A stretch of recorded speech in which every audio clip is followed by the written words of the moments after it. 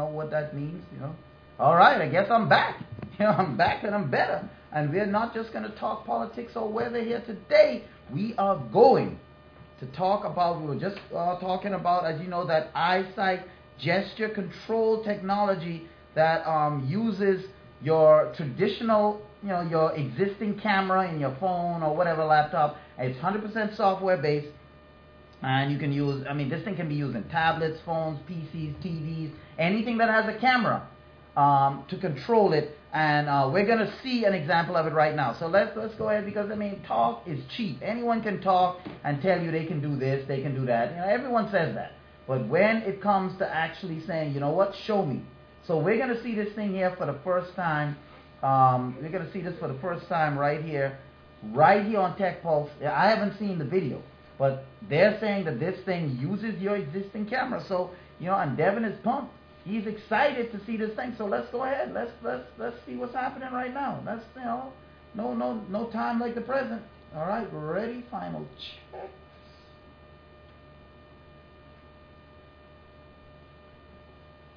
There you go. This is using just the camera on the computer.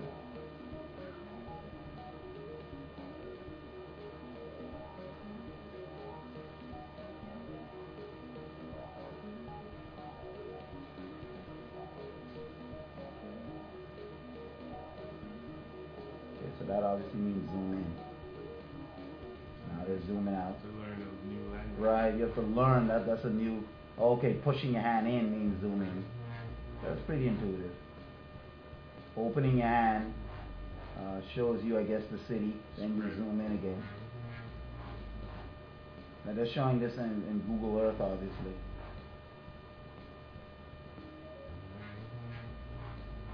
And you can see you have to be very precise in how you use it. Your hands can't be flying back and forth. But again, this is just a beta version of the device. See, now you're on street level.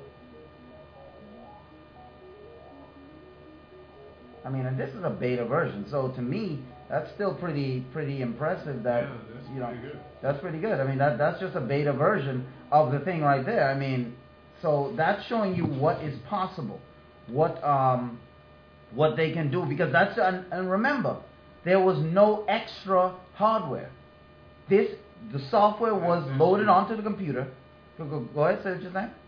That's the key, really. Yeah, that's the key. That's the impressive thing about it. There's no hardware involved. You just install the software on your computer or on your phone or anything. You install the software on, and it takes the existing camera and immediately turns it into gesture control. So imagine having this for channels where you just, it's kind of like with the Xbox Live with their camera, kind of what they're doing. But it's made, the software is embedded in the Xbox One, and it's embedded in the Xbox 360 and in the camera. You can't use that outside of that, you see? And so that's the thing. With this, you can download this software into anything that has a camera and use the gesture control. So this is making touch screen, really obsolete, or at least lessening the usefulness of the touch screen. So I can't wait to see what other things they're going to come out with as far as that is controlled. As far as that is concerned. With this software technology. Now, Intel, the NUC Haswell-powered mini computers are launching this year. Now, if you're looking for something to control, hook up to your TV, you don't want a big, huge tower or something like that, that's real obvious. Intel has come out with a line, or they're coming out with, and they haven't come out with it yet, but they're coming out with a line of these what they call mini PCs. And I'm telling you, these things are rather small. These mini PCs, you're going to see a picture of it there. The name obviously says it all. Late last year, Intel quietly introduced the next unit of computing, obviously called NUC, next unit of computing. They're calling that the NUCs, a miniature bare-bones desktop PC that represents a modern take on the traditional beige box. Now the NUC sits a mere 2 inches tall, 2 inches, and comes nestled within a 4-inch square chassis. It also is going to retail for just shy of $300. Now, don't let its diminutive size or price fool you, though. It is a Core i3 system. For this system, Core i3, which is dual core, very speedy, stable, and more than capable of handling day-to-day computing tasks. This is not something you're going to use for graphics processing or video editing, stuff like that. But just the day-to-day, sending your emails, using your computer, using your TV as a computer. No, not on your home computer being your TV as opposed. And if you want to do heavy graphics work, then you can go to your standalone. But something that you can use as a fully functioning PC to write articles or surf the web, write emails on a big screen. This thing has it down packed. The day-to-day computing task, and it's a big departure from those noisy, monstrous towers that we have now that some of us have hooked up to our TVs, like myself. And obviously these things are going to be a lot quieter too. Now, before you get excited, let's temper because I know a lot of you out there saying, man, this thing is going to be good, but let's temper that enthusiasm just a bit. As with any bare bones kit, you'll need to install your own memory, storage, wireless networking components, and operating system. In other words, unless you're willing to get your hands dirty, the NUC isn't for you. This is just showing you what's coming out on how Intel plans for the computer geeks to come out with something that you might see the geek in your family have, but it doesn't mean you're going to be able to do this thing. Not just yet, anyway. And then there's a question, of price, which becomes a lot less tempting once you factor in, the laundry list of necessary components. So let me show you this thing that Intel is coming out with. And the reason why I'm showing this to you is that the concept for a geek like myself that likes to do these things and likes to have these type of things, it's exciting. But for the regular consumer, I don't want you to go to the store and say, man, I heard about this new Intel powered, Haswell powered mini computer. I want to buy it. And then you buy it, get it home, and then you realize, the people at Best Buy, they're going to tell you, oh yeah, this is a mini computer. This thing is good. Yeah, man, I'm using it right now. They're not using that. They're just saying that. I got one hooked up to my TV right now. I went into Best Buy the other day and I wanted to hook up my desktop to a dual monitor. I had a DVI and a regular VGA connection in the back of my PC. So I wanted to get a DVI to HDMI conversion cable. The guy's like, well, why do you want it? And I said, because I want to hook up dual screen, so I need that converter. He's like, oh yeah, me too. I got dual screens too. It's like they always seem to have what you're talking about. You know what I'm saying? They don't have no dual screen. Because I'm talking about it, suddenly he has dual screens at his house too. So you can't trust those people to give you the accurate information, So that's why we're going to give you it here on Tech Pulse. And I'm going to show you how these machines look. They look cool, and they are full functioning PCs. But for the average person, I wouldn't run out and buy it because there's just too much work involved. You have to download or install your own operating system, which many of you may not be interested in, because obviously the operating system is what tells the computer what to do, how to launch anything. The operating system on your computer, just like Windows 7, Windows 8, those are operating systems.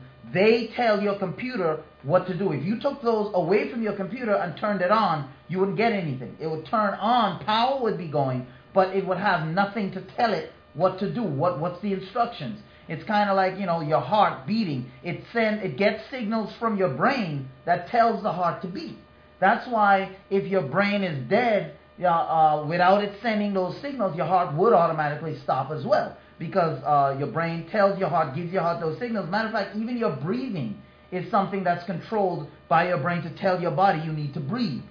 So that's what an operating system is. It tells the computer what it needs to do, how to boot up, what to boot up, and all these different things. And if it's not there, your computer is just an empty shell. So that's what these things are. So if you see these things floating around, Intel's new, just know that for the average person, this is not for you. But for the computer geek that you might know in your family or something like that, this is a good gift to give them. You know, this is it right here. These are the four various, it's not four, but it's just different colors of the various computers that Intel is coming out with later this year. You know, it's called their mini PCs NUC, you know, a new unit of computing. That's what Intel is coming out with. But if you see these things, just know for the average person, you know, it's not worth it. You know, because a lot of computers, as we have said, even yesterday when we were talking about computers, the new Apple computer, how it came with 6 gigabytes of dedicated virtual RAM. And for those of you that don't know, we were talking about the difference between virtual RAM and regular RAM, which the difference is huge. So, because every computer has virtual RAM, as we were explaining yesterday. And just to recap that real quick, for those of you that may not have been there, RAM is what the computer uses to store tasks it's working on right now. So if you want to look at RAM as like my desk right here, you know, when I'm working on a file, I put it right here on the desk, I have it right here, I can grab it quick. That's RAM. The computer can grab it fast. Hard drive is like a file cabinet, you know, over there where it stores and files information. So if I have virtual RAM, takes a bit of the hard drive and designates it for RAM usage. But the reason why that's slow is because regular RAM, my file is right here on my desk. I'm looking for the report. Oh, I got it right here. I can use it. I'm looking for some. Oh, I grab it right here. Virtual RAM still uses the hard drive. So therefore, I got to get up, go to my filing cabinet, get the file out, come back, sit down. Virtual RAM is much slower than regular RAM, which is right here. So having dedicated hard drive space for virtual RAM isn't a fast way of computing. You know, so if something tells you, hey, we got 20 gigabytes of virtual RAM, don't be impressed by that. No more than someone telling you, this camera has 2x optical zoom, but 1000x digital zoom. No, you don't want digital zoom. You want optical zoom, because optical zoom deals with the camera lens, the clarity. Digital zoom just enhances the picture as it is. So if the picture is fuzzy, it's going to enhance it 1,000 times fuzzy. It's not going to sharpen it.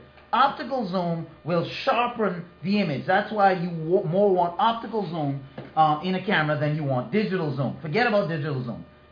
Focus on optical zoom. And we're going to come right back after the break, and we're going to talk about, right after the break coming up, we're going to talk about the new Final Fantasy game that has been released, and also Mad Catz console Project Mojo is revealed in detail.